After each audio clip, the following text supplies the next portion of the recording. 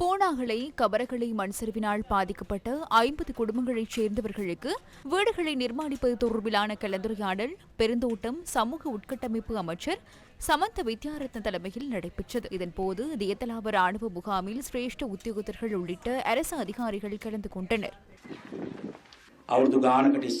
பல வருடங்களுக்கு முன்னர் மண் சரிவு ஏற்பட்டு அந்த பக்கத்தில் மூடியுள்ள தேயிலை தொழிற்சாலையில் பல வருடங்களாக பிள்ளைகளுடன் வாழ்ந்து வருகின்றனர். கடந்த காலத்தில் உங்கள் பிரச்சனைகளுக்கு சரியான தீர்வு கிடைக்கவில்லை. அப்போது இருந்த ஆட்சியாளர்களால் எதுவும் செய்ய முடியவில்லை. உங்களுக்கு மாத்திரமில்லை, இந்த பிரச்சனையை எதிர்நோக்குகின்ற பலர் இந்த நாட்டில் உள்ளனர். கடந்த நாட்களில் அமைச்சில் நாம் கலந்துரையாடினோம். இந்த பகுதியில் 51 குடும்பங்கள் உள்ளதை போன்று கேகாலை மாவட்டத்தில் ஏற்பட்ட மண் சரிவினால் 22 குடும்பங்கள் உள்ளனர். 10 வருடங்களுக்கு அதிக காலம் தற்காலிக கூடாரங்களில் அவர்கள் வசித்து வருகின்றனர். அங்குள்ளவர்களுக்கும் இங்குள்ள எமது மக்களுக்கும் வீடுகளை நிர்மாணித்து அனுரகுமார திசாநாயக்கவின் அரசாங்கத்தின் கீழ் விரைவாக தமக்கென்று வீட்டினை வதிவிடமாக கொள்ள வேண்டும் என கலந்துரையாடலில் ஈடுபட்டோம். அதனாலேயே இந்த நிர்மாண பணிகளை ஆரம்பிப்பதற்கான விடயம் தொடர்பில் கலந்துரையாட பூனாகலைக்கு நாம் வருகை தந்தோம்.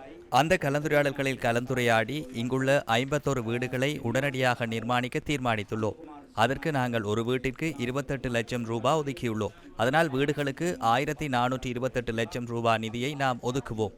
அதற்கு மேலதிகமாக இதற்கு உட்கட்டமைப்பு வசதிகளை ஏற்படுத்த வேண்டும், மின்சாரம் வழங்க வேண்டும், வீதிகளை வழங்க வேண்டும், குடிநீர் வசதிகளை ஏற்படுத்தி கொடுக்க வேண்டும். அதற்கும் ஒரு வீட்டிற்கு 4 லட்சம் ரூபாய் ஒதுக்கியுள்ளோம்.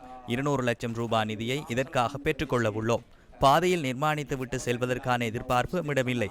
தருவதனை நன்றாக நிர்மாணித்து மக்களுக்கு வழங்க வேண்டும். வீட்டினை நிர்மாணித்த பின்னர் வீட்டிற்கான உரிமையும் அவசியம் அல்லவா? அந்த உரிமையை வழங்குவதற்கு நாம் தீர்மானித்துள்ளோம். அதே போன்று தொடர்ச்சியாக நாம் அமைச்சுடன் கலந்துரையாடி வருகின்றோம். 2025 இந்த வீடுகளுக்கு மேலதிகமாக 5400 வீடுகள் இந்தியாவின் நிதி உதவியுடனும் இலங்கை அரசாங்கத்தின் உதவிகளையும் போட்டு நாம் நிர்மாணிக்க தயாராகி வருகின்றோம். இங்குள்ள 51 குடும்பங்களை போன்று மீரிபத்த பகுதியில் 135 குடும்பங்கள் உள்ளன. அவர்களும் மண் சரிவு அபாய எச்சரிக்கையை எதிர்நோக்கியுள்ளனர். அவர்கள் இங்கு வீட்டு திட்டத்தை ஆரம்பிக்கின்றனர்.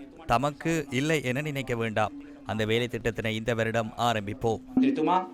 2023 ஆண்டு மார்ச் மாதம் ஏற்பட்ட மண் சரிவில் பாதிக்கப்பட்ட கபரகலையைச் சேர்ந்த 52 குடும்பங்கள் இன்று வரை மாக்கந்த தேயிலை தொழிற்சாலையிலேயே தமது நாட்களை நகர்த்துகின்றனர்.